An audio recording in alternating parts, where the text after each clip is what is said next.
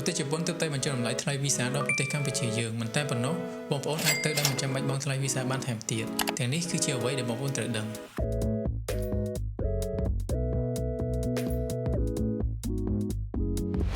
ស្ថានទូតជប៉ុននៅកម្ពុជាទើបតែប្រកាសតម្លៃវីសាថ្មីដល់ប្រជាជនខ្មែរយើងហើយវាមានតម្លៃថោកមែនទែនបើប្រៀបធៀបទៅនឹងតម្លៃវីសាទៅកាន់ប្រទេសដទៃដូចជាប្រទេសបារាំងប្រទេសអូស្ត្រាលីឬសហរដ្ឋអាមេរិកជាដើមតម្លៃវីសាចូលប្រទេសជប៉ុនមួយដងក្នុងគោលបំណងទេសចរបញ្ចុះពី 90000 រៀលមកត្រឹមតែ 80000 រៀលប៉ុណ្ណោះនិងតម្លៃវីសាចូលច្រើនដងបញ្ចុះតម្លៃពី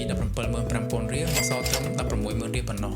តម្លៃនេះមានសុពលភាពរយៈពេល1ឆ្នាំចាប់ពីថ្ងៃទី1ខែមេសាឆ្នាំ2025ដល់ថ្ងៃទី31ខែមីនាឆ្នាំ2026អ្វីដែលកាន់តែពិសេសទៀតនោះគឺបងប្អូននឹងមិនតម្រូវឲ្យបង់ថ្លៃវីសានោះទេប្រសិនបើបងប្អូនអាចគ្រប់តាមលក្ខខណ្ឌរបស់ស្ថានទូតជប៉ុនមួយក្នុងចំណោមលក្ខខណ្ឌ3ខាងក្រោម